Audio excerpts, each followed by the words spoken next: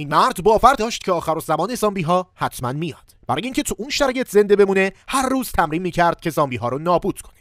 تیر و کمان تمرین میکرد، بدنش رو قوی نگه میداشت، حتی رژیم خاصی گرفته بود که همیشه آماده جنگ باشه. یه بار توی یه بازی یه سلاح مخصوص کشتن زامبی دید. سریع رفت همونو آنلاین خرید. وقتی رسید دستش فهمید واقعا خیلی قویه. انگار ساخته بودن برای نابودی زامبیا.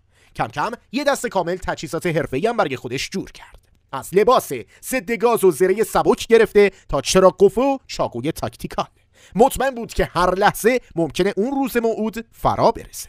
یه روز صبح با صدای عجیب و غریبی از خواب پرید. پرده رو کنار زد و خشکش زد. خیابون پر بود از زامبی. درست مثل کابوسایی که همیشه میدید قلبش تون تون میزد. اما ترسی به دلش راه نداد. زرهشو پوشید، کمانشو برداشت و پرید وسط کوچه. با اولین ضربه یه زامبی نقش زمین شد. بعد چوبشو تاب داد و مثل قهرمان فیلم‌ها یکی یکی زامبی‌ها رو میزد زمین. صحنه پر از جیغ و غرش بود، اما اون بدون مکث می‌جنگید. همه چی واقعی به نظر میومد. بوی خون، صدای فریاد، حتی سنگینی نفساش. بالاخره بعد از یه نبرد نفسگیر، وقتی که خسته و عرق ریزون وایساده بود و به جلوش نگاه میکرد، انتظار داشت موج بعدی زامبیا پیداشون بشه.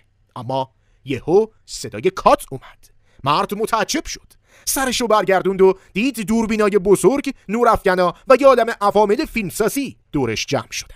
تازه فهمید که کل ماجرا یه صحنه فیلم برداری بوده.